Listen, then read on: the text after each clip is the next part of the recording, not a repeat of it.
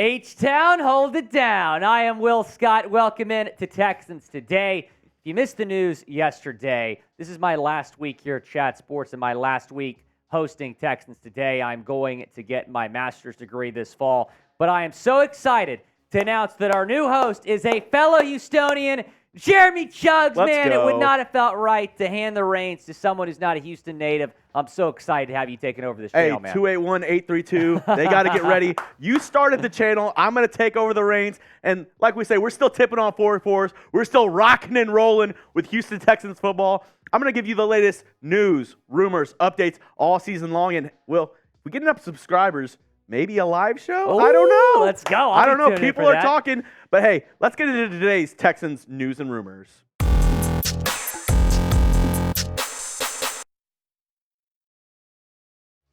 Here's what's coming up on Texans Today. Is Dalton Schultz a top 10 tight end? We'll talk about one of the key free agency additions for Houston. Also, Jeremy's not going to be surprised by this. Not at all. More Texans disrespect in the media. We'll tell you who the latest critic is. And then we'll talk about Bobby Slowik, the new Texans offensive coordinator.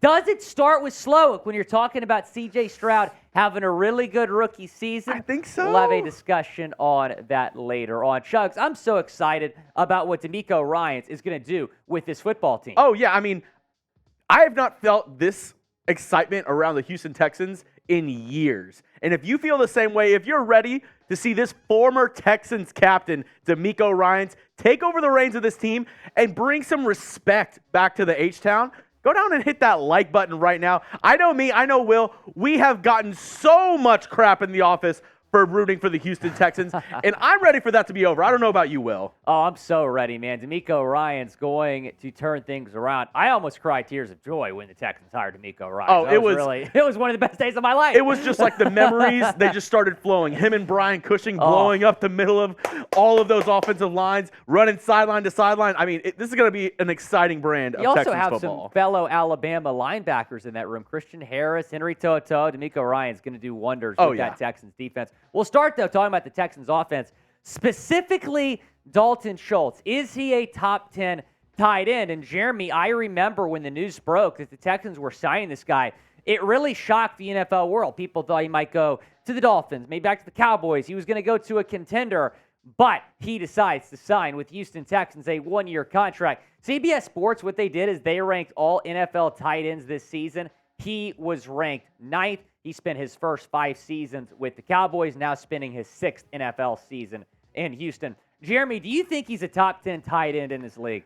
I really do, and I think it's one word. The one word that comes to mind whenever I think of Dalton Schultz is consistency. Yep. And I think that is what the Texans saw. Even though it's a one-year deal, it's a prove-it deal for Schultz. I think that's what the Texans saw in him for a young quarterback. They knew they were going to get one of the top quarterbacks in this year's draft. For C.J. Stroud, having somebody like Dalton Schultz, who is a proven safety blanket, like we've seen how he has developed with Dak Prescott, with the Dallas Cowboys, having those sure hands, having somebody who you know, hey, 3rd and 3, 3rd and 4, he can run a 5-yard out, he can run a little curl route, and he's going to catch that ball. That puts a lot of security into a new quarterback's mind, in my opinion. And I've always said since the jump here that the more weapons for a rookie QB, the better. And you give him a really good wide receiver room. We'll talk more about that room later on today's show. But you also give him a really proven tight end in Dalton Schultz, in my opinion, a top 10 tight end in this league. That's going to be a big red zone target for C.J. Stroud as well. Someone he can find middle of the field. Yeah. Let's say Nico Collins is covered. Let's say John Mechie's covered. Dalton Schultz is going to be there. He's also a pretty good blocker as well. He's going to do a lot for this Texans offense.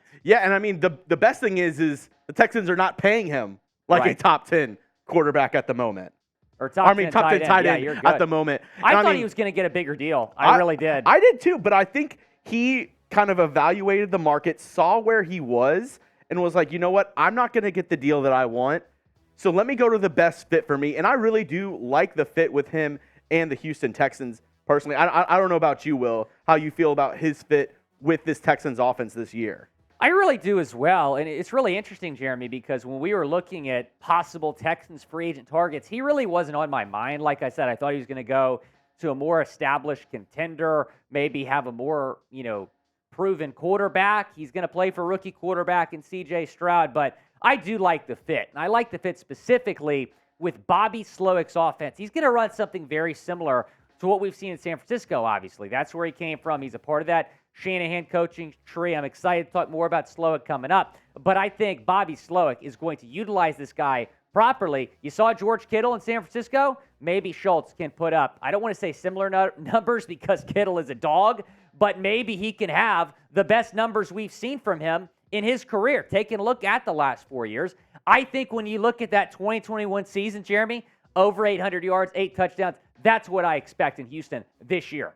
And he's going to be the number one option. Obviously, you do have Brevin Jordan, the kid out of Miami that was chosen a couple years prior. But if we know anything about Bobby Slowik and this offense that he's bringing over, kind of the Shanahan-style offense, is that they love to utilize tight ends. And another part of Schultz's game that I think he's gotten better at since his rookie year is in the run blocking game and just being a better blocking tight end. And I think his ability to do that, be versatile in this offense, is really going to help bring along some of the younger pieces like a C.J. Stroud, like a Dameon Pierce, and some of these offensive weapons that we'll get into here in just a second, Will. Now, is Dalton Schultz a top 10 tight end in the NFL right now? Not 2 years ago, not after this year. Right now, type Y for yes or type in for no. Jeremy, I'm typing my Y for yes. I'm typing my Y for yes, too. And you know what, Will? This is a really good question. I'm going to make this the pinned comment on today's video. So what that means is you might get a YouTube ad break here. If it plays, let it roll and answer today's question. Do you think that Dalton Schultz is a top 10 tight end in the NFL right now? I absolutely think so, and I think a lot of people in the comments are going to agree. Like I said earlier, the Texans continue to get disrespected. It's not just amongst our coworkers in the Chat Sports office, Jeremy. ESPN also disrespecting the Texans. So here's what Bill Barnwell did, who I like as a writer, by the way. I disagree with him here. He ranked every team's offensive weapons this year, so running back, wide receiver, tight end. He had the Texans dead last, 32 out of 32. Do the Texans have the worst offensive weapons in the NFL, Jeremy? Because I think this is baloney. I do as well, and I think, I get the sentiment. I get why he's ranking the Texans dead last, and it's because, there's a lot of guys who need to prove it this year. But Dalton Schultz is a proven tight end. He's a proven tight end. Dameon Pierce is going to be really good. He's proven as well. He's coming Devin off Singletary? a stellar rookie season.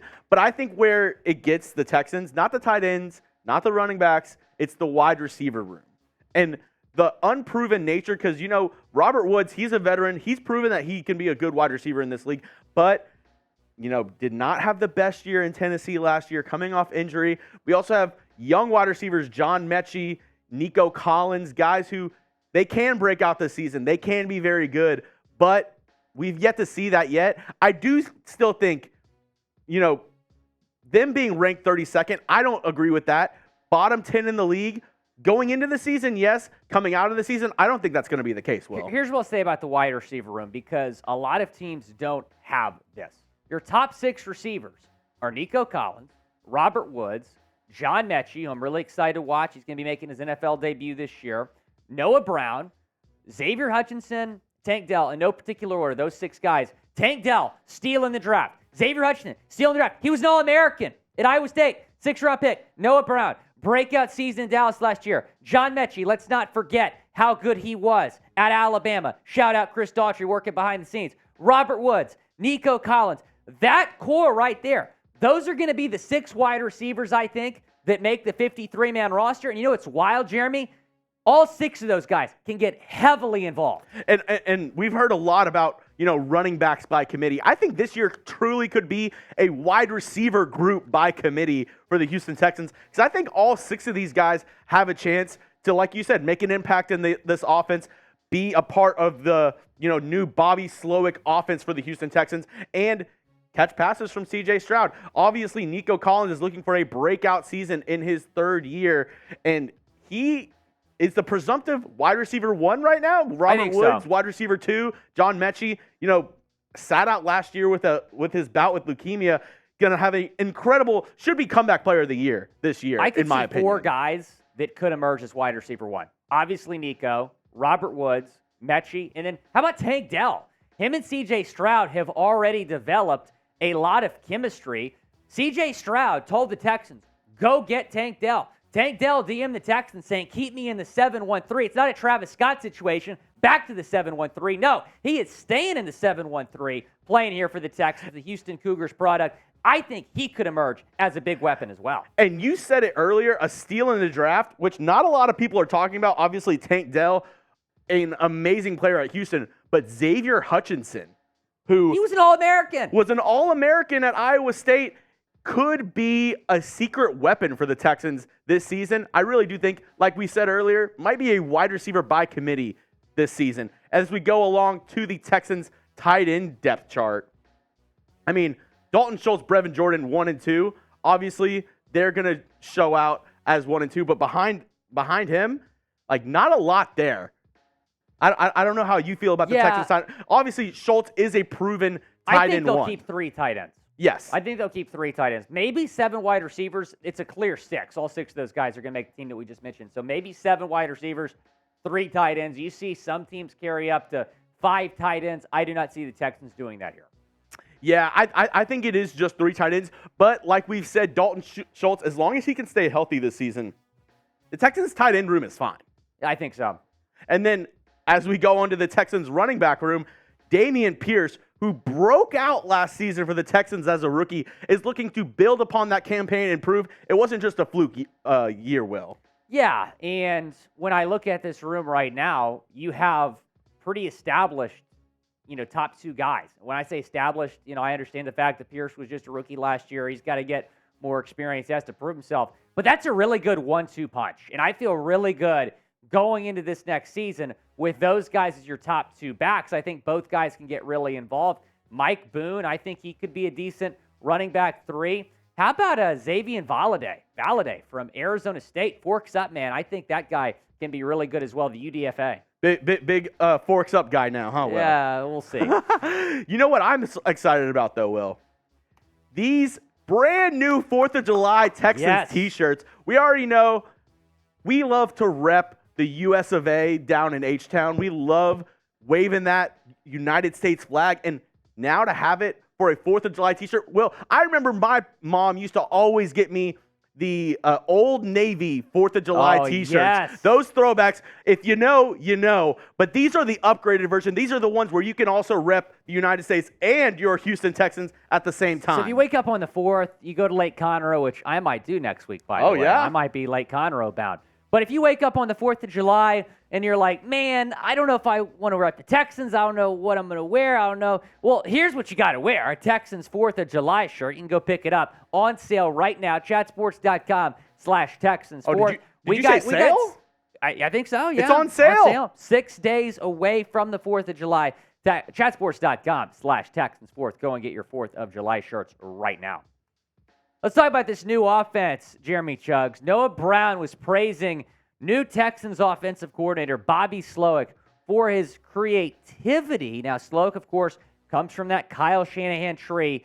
Can he recreate what the 49ers were able to do on offense? And that 49ers offense last year was still really good, even though they cut down to their 3rd-string quarterback in Brock Purdy. They still made the NFC Championship game. What do you think, Jeremy? Can Slowik recreate what they did over in San Francisco? And I think the biggest thing that you just said in that past sentence was the 49ers were down to their 3rd quarterback, and their passing game, in my opinion, didn't miss a beat. Slowik, if anything, it improved. The passing game coordinator for the San Francisco 49ers. I think, getting guys who are part of those Shanahan trees, part of that West Coast offensive philosophy, and really bringing that in to this Texans organization, I think that is the best case scenario for a young C.J. Stroud, getting a creative young offensive mind in there for him. Obviously, a lot of people are saying, DeMeco Ryans head coach. He's a defensive head coach. He's a defensive guy. You're drafting a quarterback with a defensive head coach. Will, what are you doing? But getting a guy like Bobby Slowik, it was not a splashy move, but I think it's one that's going to pay off for our Houston Texans. I know. I think it was, between him and Cliff Kingsbury, who they were going to hire. And look, I think we'd been excited about Cliff. He is the bigger name. He's kind of the household name. But Bobby Slowik, man, I'm really excited to see what he can do. I know DeMeco Ryans had a lot of interest in bringing over some coaches from San Francisco. He was one of those guys that he brought with him from the Bay Area. Really cool story, by the way, with Slowik. He was working for PFF a few years ago. He was like us. He was on like NFL Twitter covering the NFL, and now he's the Texans offensive coordinator. It's pretty cool. Will Texans offensive coordinator 2030? You heard it here first. We'll see, man. What's your confidence level in the Texans coaching staff? Let us know down in the comment section. Scale it 1 to 10. With D'Amico leading it, if it's anything below a 7, I don't know. I think it's a 10 for me. Yeah. I'm really excited to see what D'Amico and the staff are going to do for years to come. Not just this coming year, but for years to come. Going back to what you said about Slowik last season with the 49ers, I actually pulled up these stats of their offensive rankings in the passing game last year. All top half of the league, Will. Pass yards. And what's really impressive about that, again, is that they were down to their third-string quarterback. Exactly. Trey Lance, he went down. Garoppolo, he came back. Then he went down. Brock Purdy, Mr. Irrelevant, last pick in the draft last year. They didn't miss a beat. And Slowik, I understand Shanahan's going to get a lot of praise for that, but Slowik, like you said, was the passing game coordinator. He had a lot to do with the 49ers' success in the air last year. I mean, you look at the screen right now. Pass yards, 13th. Passing touchdowns, 4th. Interceptions, 3rd. Net yards per pass attempt, also 3rd in the league. That being done with second, third-string quarterbacks is mighty impressive. And that just makes me think, what can he do with this guy right here? What can he do with C.J. Stroud? It's going to be a different system for Stroud, and that's something he's going to have to learn. But Stroud's a smart guy, high football IQ. If I'm Slowik, man, I just let Stroud air it out because he's got a really good deep ball. He's got really good accuracy. Stroud really won me over in that Georgia game. And I understand that Georgia lost that game in the semifinal, or excuse me, Ohio State lost to Georgia in the semifinal to Georgia in that game. But when I look at that game, C.J. Stroud played the game of his life. They're that close to beating a Georgia team that beat TCU by 100 million points in the national championship game. Yeah. C.J. Stroud, man, if you let this guy air it out, you're going to have success on offense. I agree. Hey, and you're going to have success in your friend group if you subscribe today so you can get Texans news, rumors, and updates all year long. You don't want to be the guy who's like, oh, yeah, Bobby Slowik in 4 months. And they're like, yeah, we saw that on Texans Today about 4 months ago. Exactly. That's why you got to subscribe, because anytime there's news, anytime there's rumors around your Houston Texans, I'm going to be breaking it down. I'm looking forward to watching you, Jeremy. I'm still going to be watching you. I'm still going to be following Texans Today. Make sure you subscribe. If you're not in the comment coverage. section, I'm going to be hurt. I'm going to be looking for you in the comment section. We'll still see you down in the comment section. Appreciate everyone tuning in today. Before we go, wanted to acknowledge this heartbreaking news that we heard yesterday, Jeremy. Former Texans starting quarterback Ryan Mallett passed away drowning in Florida. He was the head coach of a high school team in Florida. Not just, an impressive football career when you look at Arkansas and you look at his NFL days, but just a great human being. And Ryan Mallett, I remember being so excited when the Texans made that trade and so excited when he was named the starter. I was just very, very sad when I heard this news yesterday. Yeah, and I mean, obviously, didn't have the career that he wanted with the Texans, but all of his teammates have spoken so highly of him. J.J. Watt chiming in. J.J. Watt chiming in on Twitter. And obviously, at the age of, 35, it's definitely too young for this young man. And our hearts go out to the Mallett family. I know the NFL and the Texans community is also giving their thoughts and prayers to this young man's family.